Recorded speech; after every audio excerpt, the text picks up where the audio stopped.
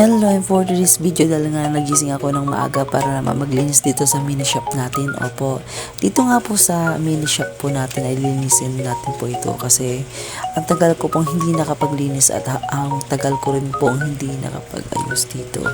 Kaya syempre susulitin ko rin yung time at araw na nandito ako ngayon sa amin. At the moment, sabi ko, linisin ko to at alisin ko yung malikabok. At syempre, dahan-dahan rin po akong nagpunas ng salamin ng aquarium. At every morning, ang routine nila ay pinapakain ko po sila ng PO2 at PO1 na feeds para po sa kanila. Kasi mas mainam po sa kanila yung may feeds para naman kahit paano ay mas lumusog sila at lumaki. So yan po yung mga pinapakain ko sa kanila. At danging sila yung mga isda ko na nagmamahal din sa akin.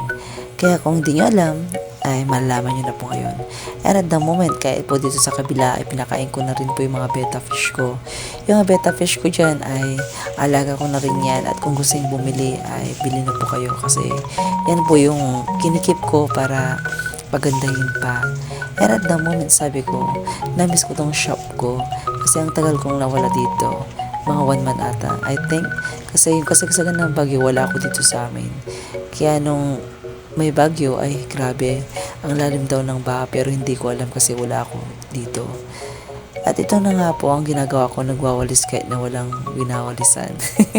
Grabe no, papansin lang.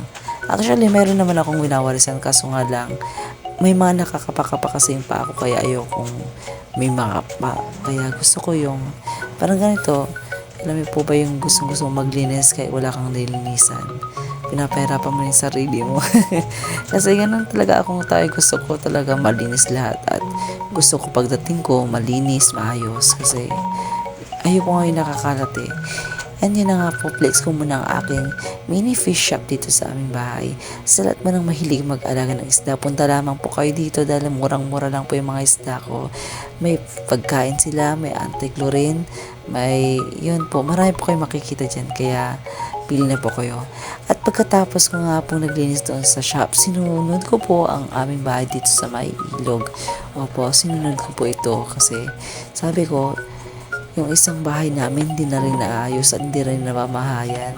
Parang yung feeling na hindi na kami namamahay dito kasi may bahay na kami doon sa kabila.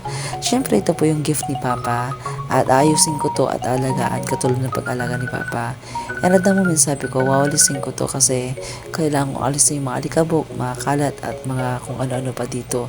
So nag-decide talaga ako na pagandahin tong bahay namin.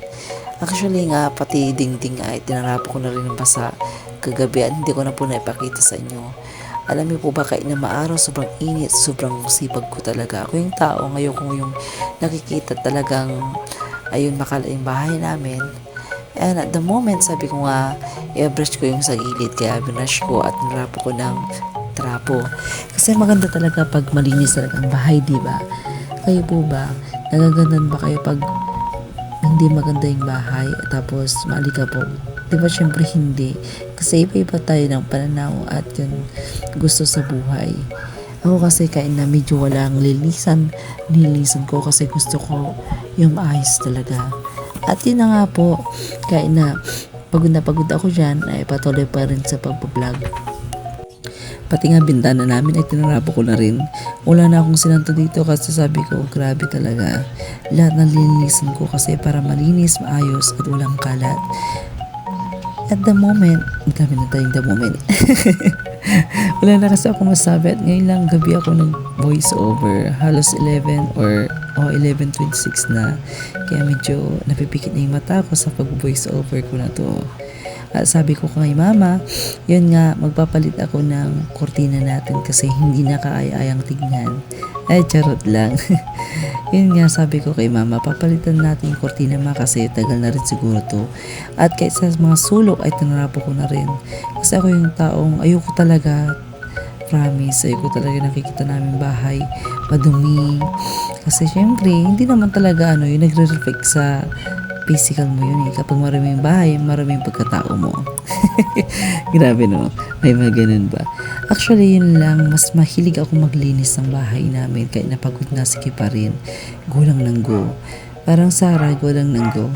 And dito nga po, lumipat na rin po ako dito dahil sa namin sa may kusina, sa may ano tawag dito. Itinrapo ko na rin sa may taas-taas kasi medyo hindi ko na rin nagugustuhan yung nakikita ko dito, medyo madilim na rin. Kaya sabi ko, linisan ko, alisin ko yung malikabok kasi talagang ayoko yung nakikita ko dito. Kaya nga, sinisipag talaga ako kasi sa mga time na ganito ay mahilig talaga ako maglinis. Gabi, umaga, tanghali ay naglinis pa rin ako. Kasi nga, ito yung hobby ko araw-araw, maglinis. Tapos, yun nga, diba ganda sa mata yung malinis na nakikita mo, pagkagising mo, pagbangon mo, mag-coffee ka dito, di ba? Kaya nga tinanggal ko lahat, sabi ko tatanggalin ko na lahat to. At nakapag-decide rin ako na parang tatanggalin ko na yung laman nito sa loob at lilipat ko. So at the moment, nag-isip-isip pa rin ako dyan kung ililipat ko, hindi kasi ang bigat talaga. Sobrang dami ng mga nakalakay dyan, mga plato, kung ano-ano pa. Muntik ko na nga mahulog yung mga laman yan eh. Kasi kanina, nagbubuhat ako ng yan nga plato, hindi ko mabuhat kasi ang bigat. Kaya nga, pati yan ang bigat eh, kaya kinaya ko na lang.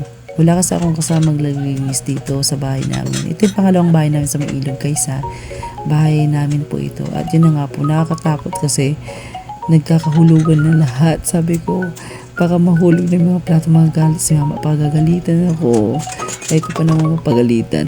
At yan na nga po, nag-umpisa na lahat. Kakatakot. At alam niyo po ba, nang nervous ako dyan, akala ko basag na, pero hindi pala.